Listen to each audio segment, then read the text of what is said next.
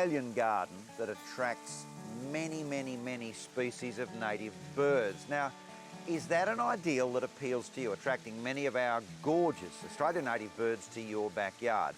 Well, this particular backyard attracts around about 200 different species of Australian native birds, everything from wedge-tailed eagles and goshawks right through to finches and honeyeaters and all the rest. And I suppose by now you're wondering how you do it. If you're going to have a successful bird garden, you've got to understand a bird's mind. And the great thing about the bird's mind is that it's pretty much the same as ours. They have certain things they want. For instance, they want cosy little zones where they can go and hide and snuggle down and stay out of the cold weather or the wind or whatever. A bit like our house, the little protective zone. But on the other hand, they want areas where they can get out around and show off just how gorgeous they are, like when we go to the beach and you wear the bikini or whatever it is.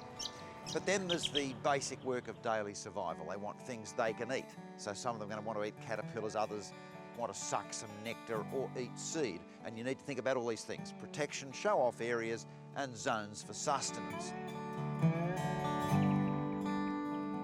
This is a grevillea that's been sold for a long time as Grevillea hookeriana. Often these days it's sold as red hooks, but you might get another name, hookeriana. It's a cracker for native birds. They love it, and it's a very pretty plant.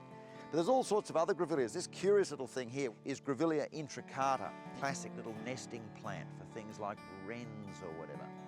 Another big grevillea up the top here, that's golden eulo. The wonderful thing about that is that it'll attract things like rainbow lorikeets or even some of the crimson rosellas. They love the nectar from that. Grevilleas are great. They really are. If you want nectar-loving birds, you mix your grevilleas with banksias. Grevilleas flower through most of the warm months of the year, and a lot of the banksias will give you some fabulous flower through the cooler months. So that gives you sort of 12 months of nectar for the local birds, which they will say thank you very much indeed. We really do appreciate that. Then a mixture of other plants.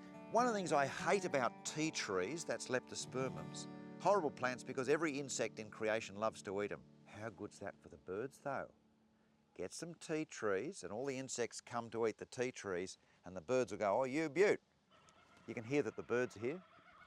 Kookaburras, and they breed on this property in big families. They have extended families. Wonderful to watch. They all bog in. The uncles and aunts and cousins all bog in to raise the babies. It's fantastic. This is a flannel flower. We've shown you before that some of the local parrots will eat the seeds of this after it's finished flowering. Wattles. You might say, what bird eats wattles?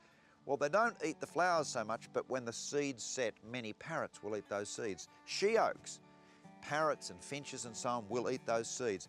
A nice mixture of Australian plants like that, and I guarantee you, after a bit of a delay period, while the birds are looking around to find your place, once they get the address and share it with their mates, big party at your place.